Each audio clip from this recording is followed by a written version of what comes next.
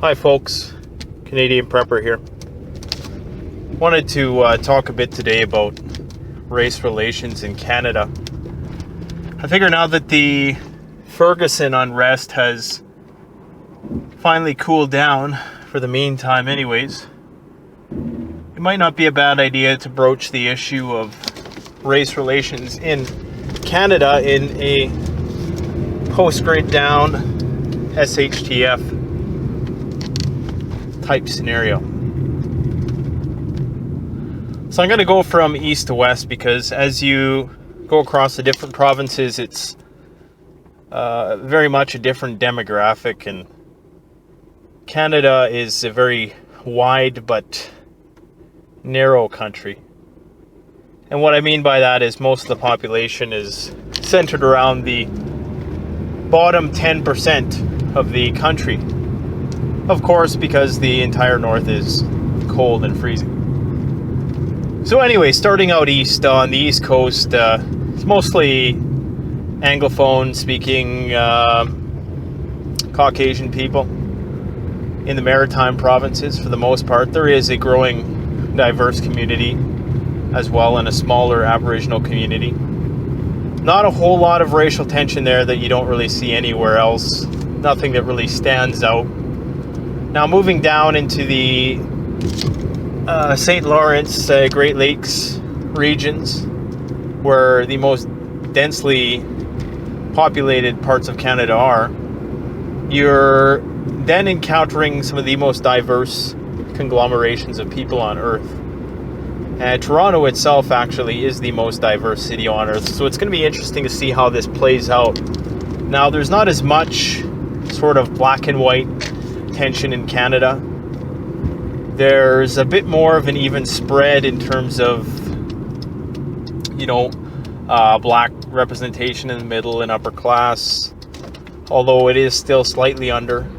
But that in itself makes for less issues. From my perspective, poverty leads to crime, and crime leads to a whole schwack of other problems. So you're going to have a much more, dare I say, tolerant. I don't want to say tolerant because I find that tolerant is a sort of patronizing term. I'd rather use the word embracing. I would like to use that word. But diversity is, for the most part, embraced. You go to a city like Toronto, seeing a multiracial person or a mixed race couple or something of that matter is not even sort of given a second look, I suppose, depending on what part of town you're in.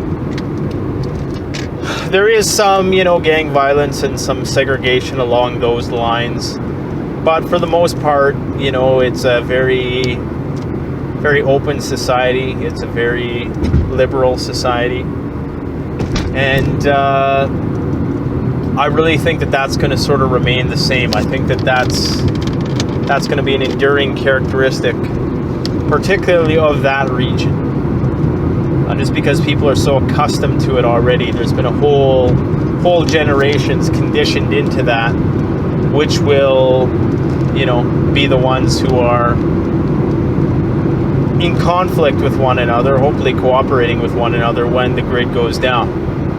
I think it's going to be, and I do believe that is the most powerful approach, I should say. I think any exclusive community that excludes people on the basis of race or religion or sex or otherwise, or even sexual orientation for that matter, is losing out. I think that everybody can bring some benefit to the table.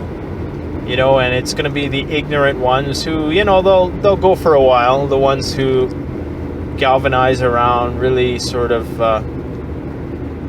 and conform around really petty shared characteristics.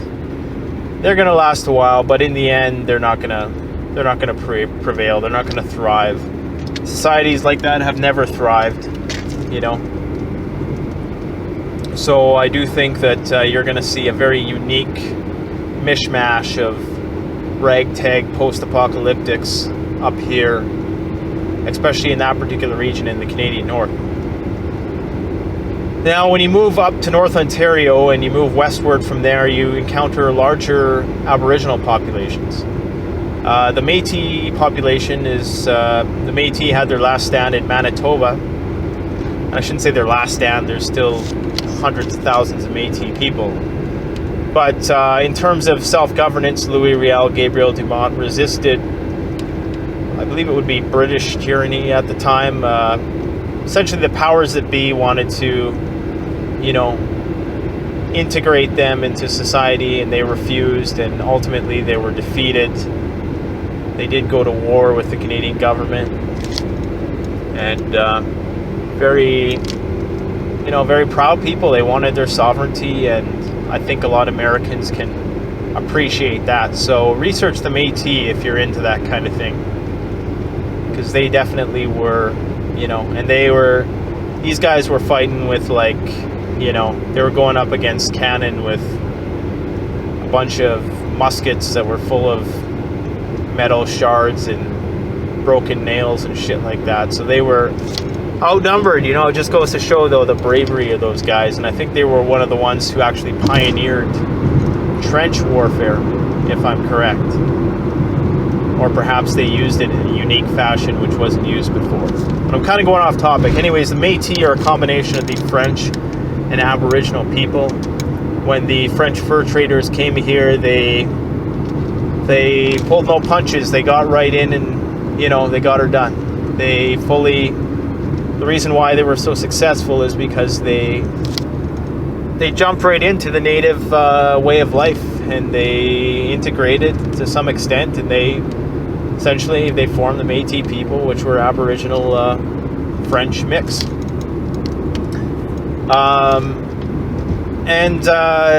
To this day, there's a large Métis population in Manitoba and westward. And of course, there is the white and Native American mix, which is called just kind of like a half-breed thing. I don't know if that's not the most politically correct term, just a mixed race, whatever.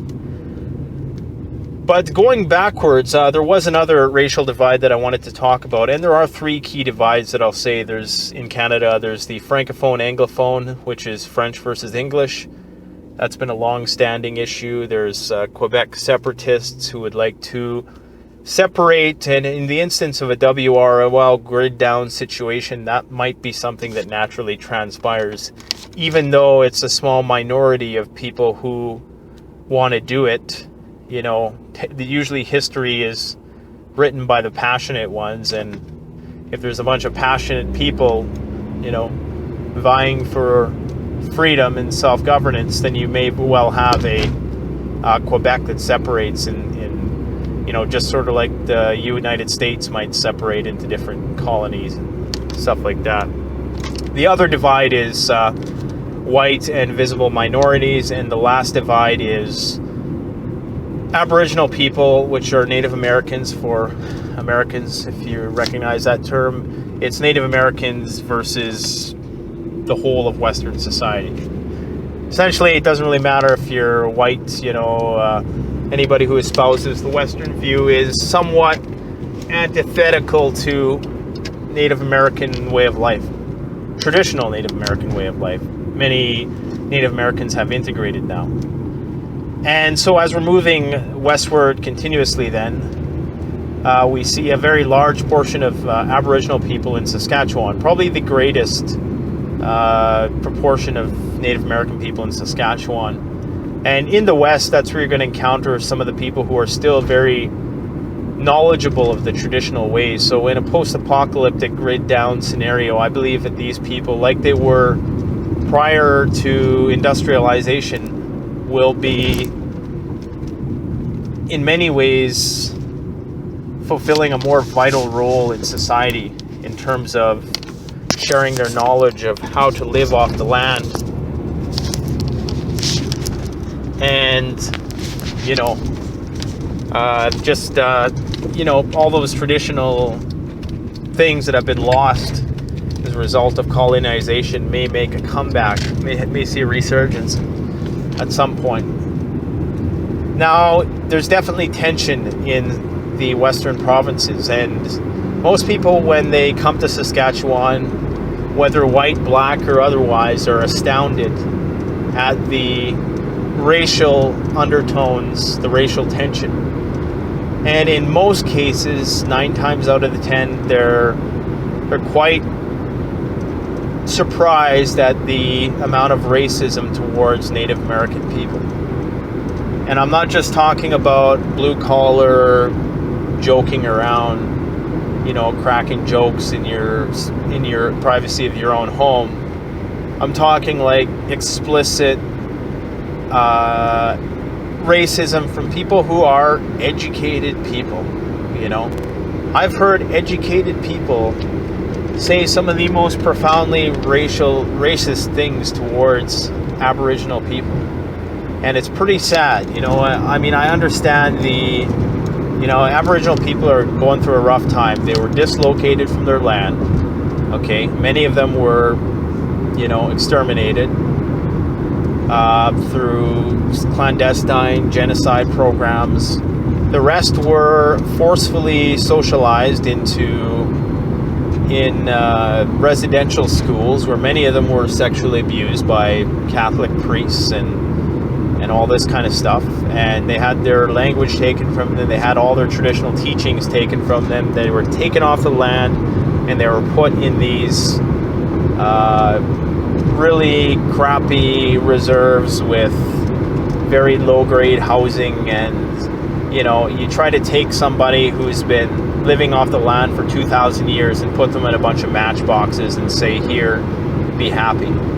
So the end result is confusion, crime, poverty, drug addiction, and lots of them are very depressed because they've been so much dislocated from their natural way of life, and many don't even realize what's going on anymore because they've been so socialized generation after generation that it's been their history has been socialized out of them. But many of them don't realize, and I'm not apologizing for some of the shit that goes on. You got to start taking responsibility for yourself. I understand that, but I suppose I'm just sort of trying to paint a picture for you of why these tensions exist here. And in Canada, there is still a much higher proportion, especially in the West, of Aboriginal people. And I believe that is going to be one asset to a post-apocalyptic grid down scenario, is going to be those people who are still, especially in northern Saskatchewan, who are still, well schooled in the ways of the woods. They still know how to live off the land. Now, unfortunately, the Plains natives, like the Plains Cree and the Ojibwe, had relied on buffalo prior to colonialization. So without buffalo, they essentially could never sustain that way of life that they once had. It could never come back. But there are still the woodlands people, and they know how to subsist, and there are other ways, and I still do believe that they're going to have indispensable knowledge, and that's going to be a supreme asset to anybody who's bugging out, so long as you were not one of these people who had that racial tension, because Saskatchewan is unfortunately one of the most racist provinces geared towards Native Americans. And I'm a mixed race person. I've grew up in white households. I've grew up in black households. I've even grew up in Métis households, and I went to a school which was predominantly Native American. So I know what people say. I know when people say stuff to me because I'm a mixed race person, and they think that I should, laugh at these Aboriginal people, and of course that's not me, so I check them on it right away. And it's important for people to understand it's not just white people who are, sort of racist towards Aboriginal people. That's why I say it's Western society at large, because I've seen black people, I've seen Asian people, everybody, is racist towards natives, and it's very sad. But there is a lot of progress being made in this province and others. So it is improving, and it's not until one of the reasons why I think Native American people will prevail is because they're not greedy. You know, they're not hoarders. And I've spent countless hours, and I've lived amongst, and you know, I mean, I can really capture the essence of Native American people. I understand the essence of it. And one thing you'll find with them is they don't understand the concept of keeping up with the Joneses. Very seldom will you ever see a materialistic Native American person. Very, very rare. And if you do, they're several generations into their conditioning. Now that is, some people say, oh, well, that's communist or whatever. You know, well, that's just egalitarian. That's just, that's a tribalistic sort of way of living. That's, you know, sharing things and not, you know, and that non-attachment makes them not only very brave, because they're not attached to this material world, they're not afraid to die, but it also makes them more prone to unity and more naturally predisposed to community. Something you should think about. So moving further westward, we encounter Alberta, which is pretty much the Texas of Canada. It is, they really are trying to emulate Texas in a lot of ways. They're, you know, they got sheriffs, and they got the oil fields, and they got, you know, the cowboy stuff, the cattle rustling, and they have the Calgary Stampede, which is an international sort of farming cowboy rodeo type ordeal. And there is, you know, a more, that's where you're going to find a bit more of that. You know, on the one hand, you know, if you look at Texas, you know, that there's that very friendly aspect to it, you know, that country type friendly aspect to it. But at the very same time, there's some profound undertones of racial tension between white and visible minority, and it's pretty explicit. It's almost segregated in some ways when you go through Calgary, and, you know, you can feel it in the air for sure. But the Aboriginal people there they're doing a lot better than they are in Saskatchewan, and a lot of that is due to the fact that Alberta has a lot more money than Saskatchewan does. They have a lot more oil. They have the tar sands there. They have a culture which is more, you know, benevolent when it comes to Aboriginal people, as they can be. Not proportionally so, but so I think there may be some tension there, some deep south like tension between people, because there is a bit of a redneck sort of attitude in Alberta in some places, not in all places, you know. And I mean, I'm talking about the extremes, but it's more noticeable and well defined in Alberta. So you're definitely going to find a bit more of that. You may even find some covert, you know, Aryan Nation type, you know, I don't know, just race, gang related stuff down there, or over there, I should say. Across the board, you're going to have various gangs operating, just like they do in the United States. The same ones that operate there operate here. And moving out to BC, British Columbia, on the west coast, you have a very large portion of Asian people, like a significantly large portion. Something to the effect of 30% of Vancouver is Chinese alone. That's not counting Japanese and Vietnamese and all those. Just 30% just Chinese. You know, so that's going to be a huge cultural divide.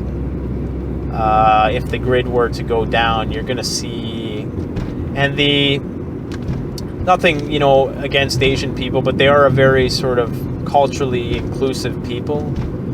At least and maybe that's the truth for most immigrant populations, and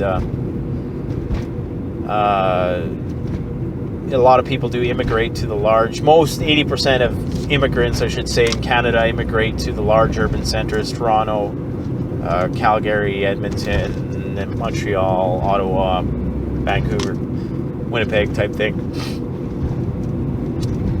So, you know, you're going to have a real interesting post-apocalyptic thing going on there, and it's probably going to resemble a bit of somewhat how the Wild West was, you know, how you had you know, the local opium den, or, you know, you had a lot of Chinese people working on the railroad, you know, so I think conditions are going to be very similar to the Old West. And, you know, if you want to know how it might play out, there's a show, it's on AMC, and it's called Hell on Wheels, and it's a show about how they were building the railroad across, you know, this is post Civil War, you know, and so they have the blacks and the whites and the natives. They have, you know, the show's a little kind of biased towards native people, but they have everything going on there, and it's just this lawless sort of thing about how the West was, you know, turned and steamrolled through by the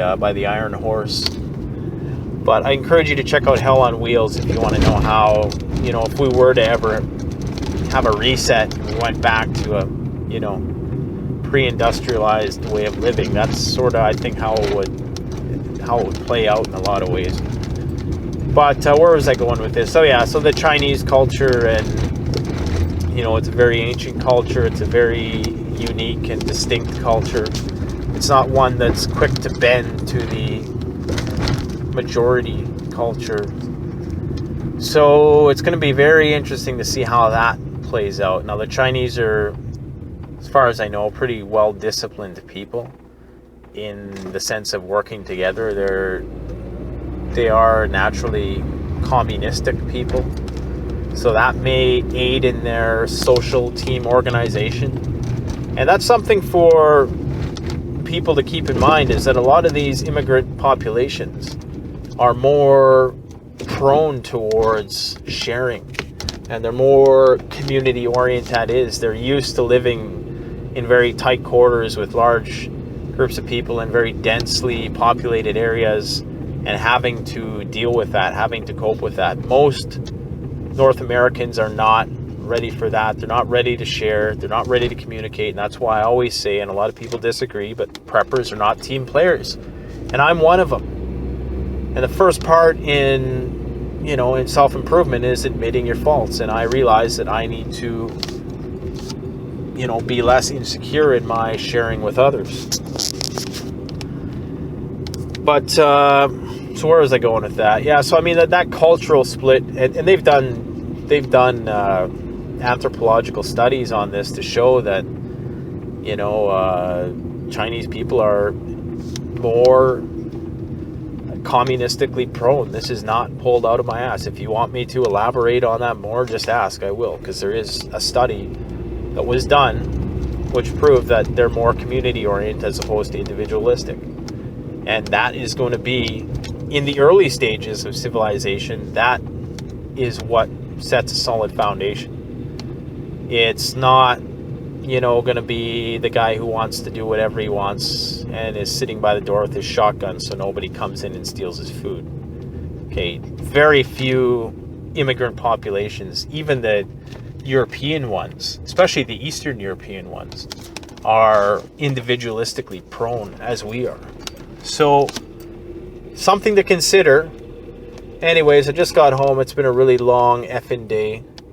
And if you have any other things to add to this understanding of post-apocalyptic race relations in Canada, let me know. I'm always curious to see, because I'm starting to get a nice viewership from across Canada, and that's awesome. I want to learn a bit more about the country. So if you guys know how, you know, the demographics sort of play out in your region, I'd be really happy to hear what you have to say about that.